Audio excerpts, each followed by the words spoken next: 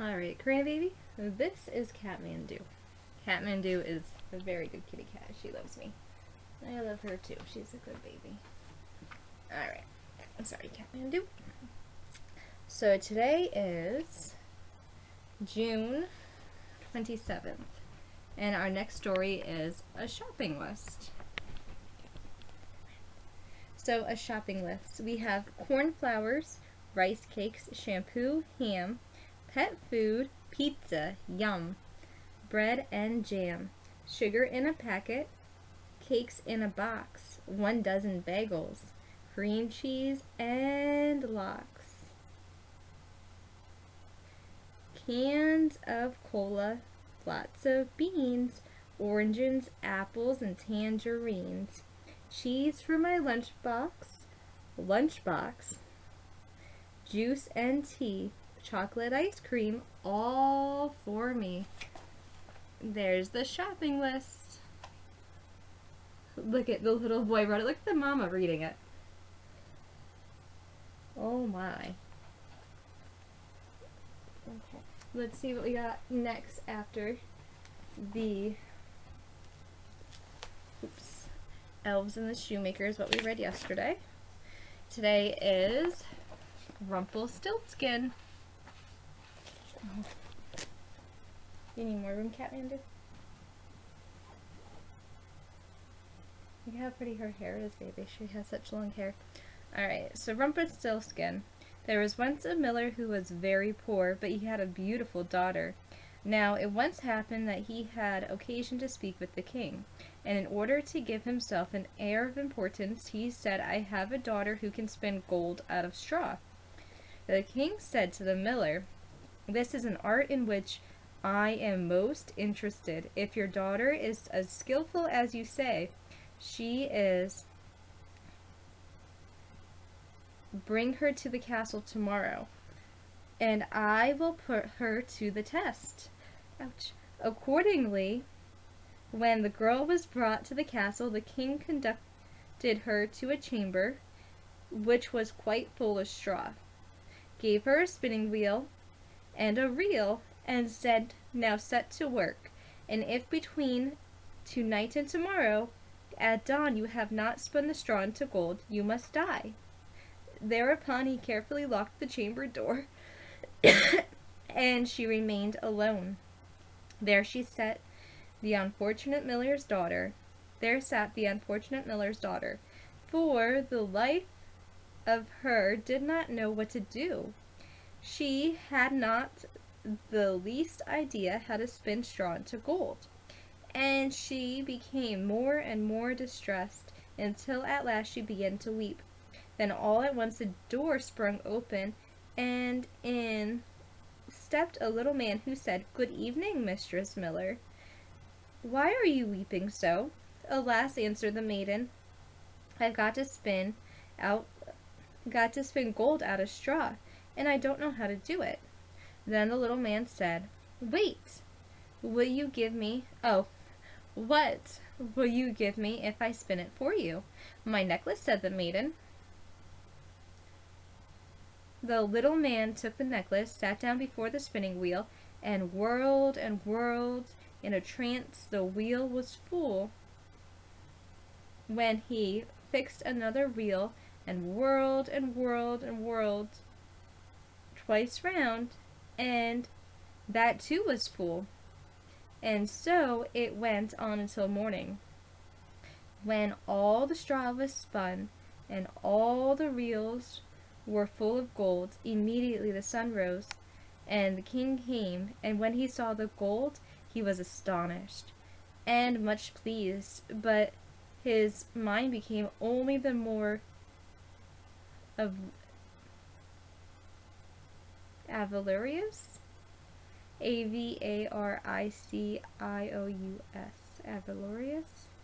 Avaricious. So he had the miller's daughter taken to another chamber full of straw, larger than the former one, and he ordered her to spin it in one night, and she vowed, if she valued her life. The maiden was at her wits' end and began to weep. Then again the door sprang open, and a little man appeared and said, "What will you give me if I spin the straw into gold for you?" "A ring off my finger." "The ring off my finger," answered the maiden. The little man took the ring and began to whirl again at the wheel, and by morning he spun the straw into gold. The king was delighted at the sight of the masses of gold, but was not even yet satisfied. So he had the miller's daughter taken to an even larger chamber full of straw, and said, "This must you spin tonight into gold. But if you succeed, you shall become my queen, even if she is only a miller's daughter," thought he. "I shall find a richer woman in the whole world." When the girl was alone, and the little man came again, and said for the third time, "What will you give me if I spin the straw for you this time?" "I have nothing more that I can give you," answered the girl. Will you promise me your first child if you become queen?" "Who knows what may happen," thought the miller's daughter. But she did not see another way of getting out of the difficulty. See, baby, there's not always options. She doesn't want to give up her first baby. No one ever does. But she didn't see another way of getting what she needed. She needed the straw spun into gold. So she promised the little man if he what he demanded, and in return he spun the straw into gold once more. When the king came in the morning, he found everything as he had wished. He celebrated his marriage with her, and the miller's daughter became queen. About a year afterwards, a beautiful child was born, but the queen had forgotten all about the little man. However, he suddenly entered her chamber, and said, "Now give me what you had promised." The queen was terrified, and offered the little man all the wealth of the kingdom if he would let her keep the child. But the little man said no. "I would rather have some living thing than all the treasure of the world." Then the queen began to moan and weep, to such an extent that the little man felt so sorry for her. "I will give you 3 days," he said, "and if within that time you discover my name, you shall keep the child." Then during the night the queen called to mind all the names that she has ever heard, and she sent a message all over the country to inquire far and wide what other names there were. And the little man appeared the next day, and she began with Casper. That's not his name.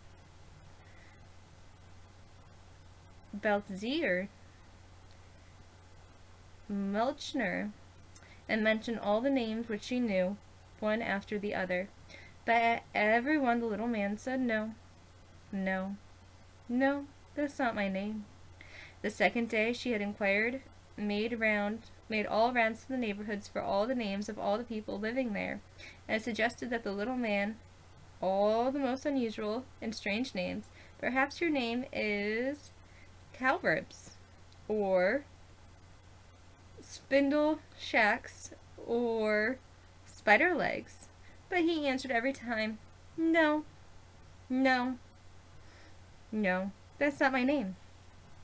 And the third day the messenger came back and said, "I haven't been able to find any new names, but as I came round the corner of a wood on a lofty mountain where the fox says good night to the hare, I saw a little house, and in front of the house a fire was burning, and around the fire a most ridiculous little man was leaping and hopping on one leg and singing, 'Today I bake, tomorrow I brew my beer, the next day I will bring the queen's child here.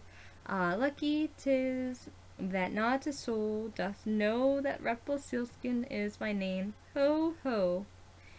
You can imagine how delighted the queen was when she heard the name, and soon afterwards when the little man came in and asked, 'Now, your majesty, what is my name?'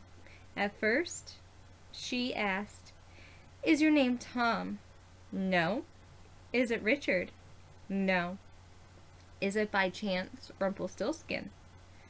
'The devil told you that! The devil told you that!' shrieked the little man, and in his rage he stomped his right foot into the ground so deep that he sank up to his waist. Then in his rage he seized his left leg with both hands and tore himself asunder in the middle. Alright, baby. That was Rumpelstiltskin. And then the next book I have is Aesop's Fables. See, I got these books, these new books I'm reading to you from the library, so I really want to get through them because I only have so many days I get to keep them. I don't know when the next day that we're all going to the library together. Alright, Aesop's Fables. Mama loves Aesop's Fables because they are good stories that teach you about life. And the thing that you need to know about life is hard. And there's tons of trials and tribulations that you go through. So there's tons of hard things, right? But those trials, those hard things that we go through, make those triumphs that we go through even so much better. Life will always be hard no matter what. Not everyone gets a fair shake at anything. The fables of Aesop have always conjured up for many an astonishing range of unforgettable images, from the poignant to the delightful, absurd, and humble Greek slaves, and his steadfast lion friend who would one day save the man from the tragic fates. A crocodile wolf leaning up over a loose sheep's skin, a carefree, fiddling grasshopper who put off for tomorrow's what he should do today. From my earliest years, my parents used the powerful themes from the tales to teach my siblings and me about human folly and virtue. At the time, though, I was only interested in the stories, compelling characters, and their fast-paced, colorful narratives. I never really wondered about their purpose or origins. The fact the real Aesop was born a slave over the year 620 BC in the ancient Republic of Greece. Hear that, baby? Aesop, the real Aesop, was a slave. Slaves have a very hard life. We're all kind of slaves. We all belong to our government, right? So mama has a baby. The baby belongs to the state. The baby doesn't actually belong to the people anymore. So we're all slaves. We're all still slaves today. We're just slaves with more freedoms. Alright? We have to pay taxes. We have to pay all of our bills. The more stuff that you have, the more of a slave that you are. So, in the ancient Republic of Greece, where he was later granted freedom as a reward for his learning and his wit. Though he died about 565 BC, 4 years, his clever wisdom was passed down orally from generation to generation. Somewhere around 300 BC, and 200 stories were gathered into a collection called the Aesopic Tales, Assemblies of the Aesopic Tales. No one knows how many of the narratives attributed to Aesop were actually composed by him. Interestingly, motives from many of them occur in the storytelling traditions of a variety of cultures, proof of the universal of the theme of lessons and of these tales. In time, my own awareness of the deep truths of the fables, morals have grown. I see now how what was simply entertainment to me as a child has become an essential part of my life. It's surprising how often I find myself recalling a moral without its corresponding story, and vice versa. Each stands effectively and woefully on its own, yet together their impact is even greater. The project has embodied me to web the fully remembered narratives of my youth with an appreciation of their ongoing lessons in my adult life. I keep this sampling of what I consider to be some of the best lesser known fables will speak to all ages of readers, through all ages as they have for me. By Jerry Pinkney.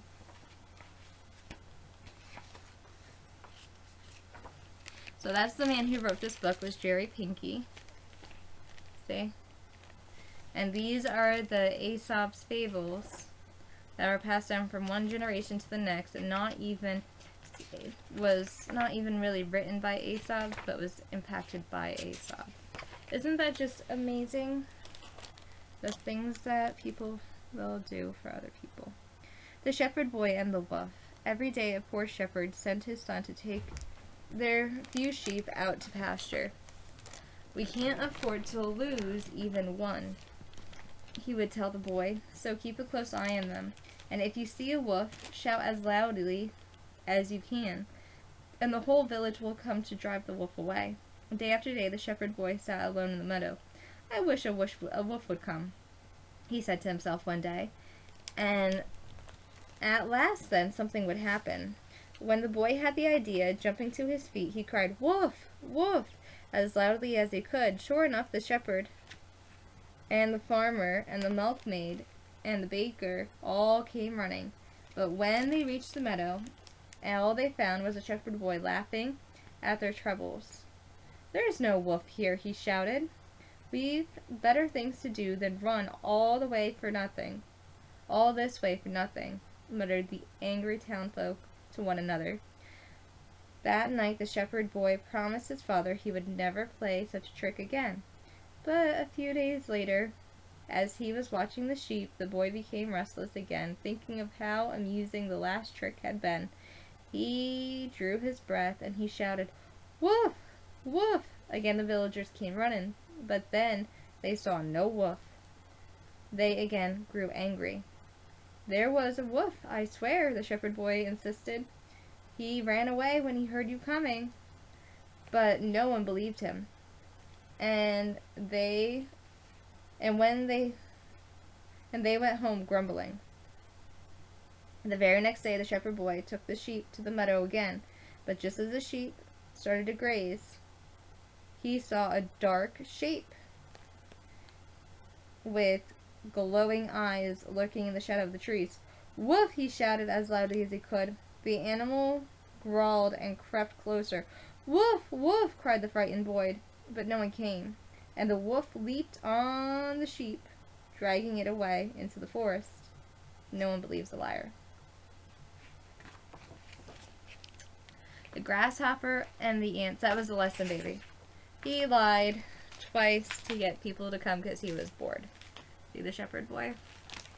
He wasn't trying to protect anybody. He wasn't trying to protect himself. He was just trying to get some amusement because he was bored. So no one believed him. The Grasshopper and the Ants. All summer long, merry Grasshopper spent their days making music. When he saw the ants marching past him in a line, carrying seeds and grain to store for their hill, he laughed at their toil.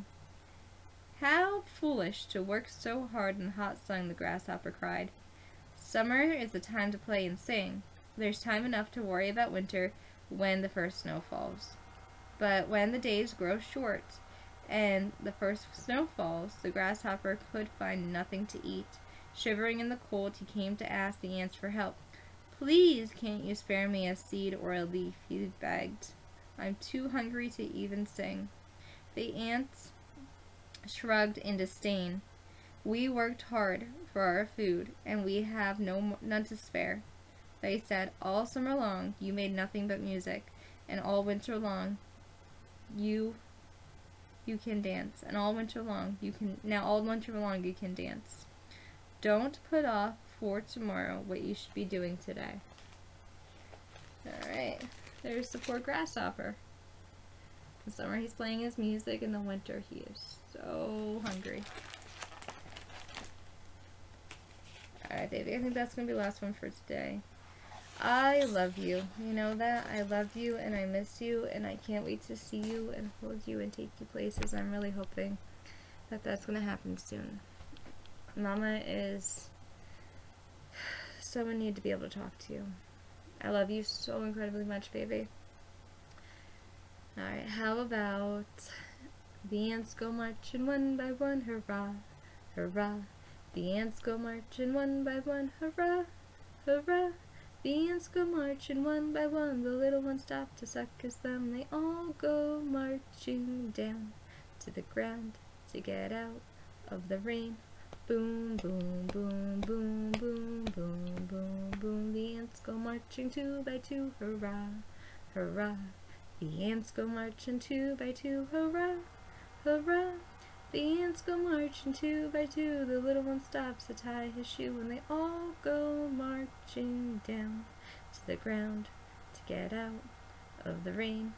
Boom, boom, boom, boom, boom, boom, boom, boom. The ants go marching three by three, hurrah, hurrah. The ants go marching three by three, hurrah, hurrah.